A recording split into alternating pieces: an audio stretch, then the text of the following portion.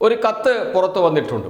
എങ്ങനെയൊക്കെയാണ് കേരളത്തിൽ വർഗീയ വിദ്വേഷം പടർത്താൻ BJPയും സംഘപരിവാറും ശ്രമിക്കുന്നത് എന്നതിൻ്റെ ഉദാഹരണമാണ് ഈ കത്ത്. ചെറിയ കാര്യമല്ല ഇതിൽ പറഞ്ഞിരിക്കുന്നത്, വലിയ വിഷയം തന്നെയാണ്. കത്തയച്ചിരിക്കുന്നത് NIAക്കാണ്, നാഷണൽ ഇൻവെസ്റ്റിഗേഷൻ ഏജൻസിക്ക്. ആരാണ് കത്ത് എഴുതിയിരിക്കുന്നത്? BJP നേതാവാണ്. ചെറിയ നേതാവല്ല, വലിയ നേതാവ് തന്നെ. BJPയുടെ തൃശൂർ ജില്ലാ ഇന്റലക്ച്വൽ സെല്ലിൻ്റെ കൺവീനറായ പ്രസീദ് ദാസ് ആണ് കത്ത് നൽകിയിരിക്കുന്നത്. പേര് പ്രസീദ് ദാസ്. അദ്ദേഹം കത്തിൽ ആവശ്യപ്പെട്ടിരിക്കുന്നത്, നോട്ട് നിരോധനത്തിന് ശേഷം കേരളത്തിൽ അങ്ങോളം ഇങ്ങോളം നിരവധി ഹോട്ടലുകളും റെസ്റ്റോറൻറ്റുകളും ഉയർന്നു വന്നിട്ടുണ്ട്. ഇവയുടെ സാമ്പത്തിക സ്രോതസ് എന്താണ് എന്ന് അന്വേഷിക്കണം എന്നാണ്.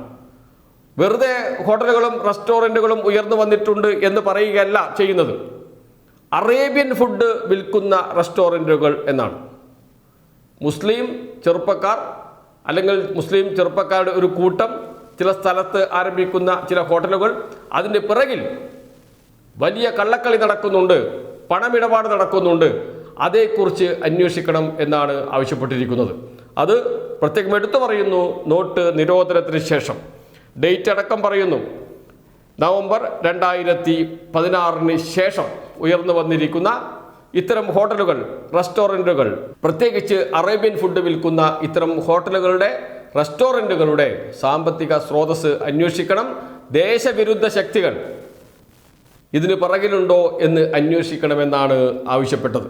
എന്താണ് പറയുന്ന ഹോട്ടലുകളുടെ അടയാളം? ഏതൊക്കെ ഹോട്ടലുകളെക്കുറിച്ചാണ് അന്വേഷിക്കേണ്ടത്? Arabic middle eastern themed restaurants established across Kerala following November 2016. ഇതാണ് ഈ കത്തിനകത്ത് പറയുന്നത്.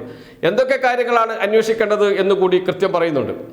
അത് സോഴ്സ് ഓഫ് ഫണ്ട്സ്, എവിടെ നിന്നാണ് ഫണ്ട് വരുന്നത്, ഇവർക്ക് ലഭിക്കുന്ന ഫണ്ടിൻ്റെ സോഴ്സ് എന്താണ്, അതോടൊപ്പം ഇവർക്ക് വിദേശ ഫണ്ട് ലഭിക്കുന്നുണ്ടോ, ഫെമ, PMLA, FCRA റെഗുലേഷൻസ് ലംഘിച്ചുകൊണ്ടുള്ള ഫോറിൻ ഫണ്ട് ഈ സ്ഥാപനങ്ങൾക്ക് ലഭിക്കുന്നുണ്ടോ, അതോടൊപ്പം തന്നെ PFI popular front of India അടക്കമുള്ള സംഘടനകൾ ഇതിന് പിറകിലുണ്ടോ, അതോടൊപ്പം ഇതിന് പിറകിൽ ബിനാമി ട്രാൻസാക്ഷൻ നടക്കുന്നുണ്ടോ, അതോടൊപ്പം തന്നെ അൺഅക്കൗണ്ടഡ് മണി എത്തുന്നുണ്ടോ എന്നാണ്.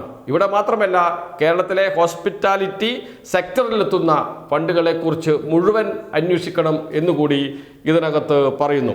അതിനുശേഷം ഏതൊക്കെ ഹോട്ടലുകളെക്കുറിച്ചാണ് അന്വേഷിക്കേണ്ടത് എന്നുകൂടി ഈ കത്തിൽ പറയുന്നുണ്ട്.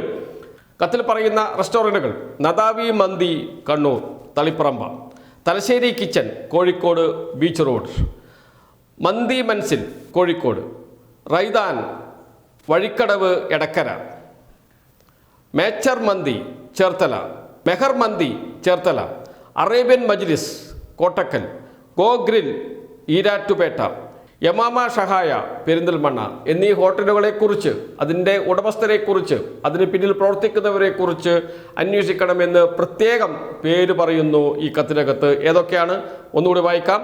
നദാവി Mandi Kannur Thalipparamba, Thalassery kitchen Kozhikode beach road, Mandi Manzil Kozhikode, Raidan Vazhikkadavu Edakkara, Meher Mandi Cherthala, Arabian Majlis Kottakkal, go grill Erattupetta, Yamama Shahaya Perinthalmanna എന്നാണ്. എന്തുകൊണ്ടാണ് ഇപ്പോൾ ഇത്തരം ഒരു അന്വേഷണത്തിന് ഉത്തരവിടണം അല്ലെങ്കിൽ അന്വേഷിക്കണം എന്ന് ആവശ്യപ്പെട്ടുകൊണ്ട് NIAക്ക്, നാഷണൽ ഇൻവെസ്റ്റിഗേഷൻ ഏജൻസിക്ക് കത്ത് അയക്കുന്നത്? അതും കൂടി പറയുന്നുണ്ട്. അടുത്ത കാലത്ത് ശ്രീകൃഷ്ണനെ അവഹേളിച്ചുകൊണ്ടുള്ള പരസ്യം ചില ഹോട്ടലുകളിൽ നിന്ന് വന്നിട്ടുണ്ട്. അതുകൊണ്ടാണ് ഇതേക്കുറിച്ച് അന്വേഷിക്കണമെന്ന് ആവശ്യപ്പെടുന്നത്. അതുകൊണ്ട് തന്നെയാണ് ഇതിന് പിറകിൽ PFI ഉൾപ്പെടെയുള്ള സംഘടനകളുണ്ടോ എന്ന പരിശോധന നടത്തേണ്ടത് എന്ന് പറയുന്നു. ഇത് കൃത്യം വർഗീയ വിദ്വേഷം പടർത്താനുള്ള നീക്കത്തിൻ്റെ ഭാഗമാണ് എന്ന കാര്യത്തിൽ സംശയമേ ഇല്ല. കേരളത്തിൽ ചെറുപ്പക്കാർ അവർ കൂട്ടം കൂടി അല്ലെങ്കിൽ ഒറ്റയ്ക്ക് വിവിധ സ്ഥലങ്ങളിൽ ഹോട്ടലുകൾ ആരംഭിക്കുന്നുണ്ട്, നല്ല രീതിയിൽ പ്രവർത്തിക്കുന്നുമുണ്ട്. ചിലർ വിദേശത്ത് പോയി, പ്രത്യേകിച്ച് ഗൾഫ് രാജ്യങ്ങളിൽ പോയി അവിടുത്തെ ഏതെങ്കിലും ഹോട്ടലുകളിൽ പ്രവർത്തിച്ച് അവിടുത്തെ വിഭവങ്ങൾ ഉണ്ടാക്കുന്നത് പഠിച്ച് കേരളത്തിലേക്ക് വന്ന് കേരളത്തിൽ അത്തരം വിഭവങ്ങൾ ഉണ്ടാക്കി ജനങ്ങൾക്ക് നൽകുന്നു, ഹോട്ടലുകൾ നടക്കുന്നു, നല്ല രീതിയിൽ മുന്നോട്ട് പോവുകയും ചെയ്യുന്നു. യാതൊരു തർക്കവും പ്രശ്നവും ഇതുവരെയും ഉണ്ടായിട്ടില്ല ഈ ഹോട്ടലുകളെക്കുറിച്ച്. മോശം ഭക്ഷണമാണ് നൽകുന്നത് എന്ന പരാതി ഇതുവരെയും ഉയർന്നു വന്നിട്ടില്ല.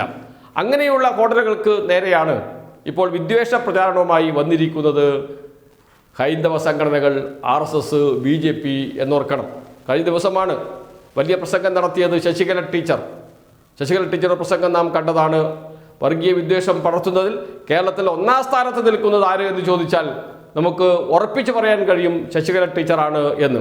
അത്തരം ശശികല ടീച്ചർമാരുടെ വർഗീയ വിദ്വേഷം പടർത്തുന്ന പ്രസംഗങ്ങൾ, പരാമർശങ്ങളൊക്കെ ഒരു ഭാഗത്ത് നടന്നുകൊണ്ടിരിക്കുന്നുണ്ട്.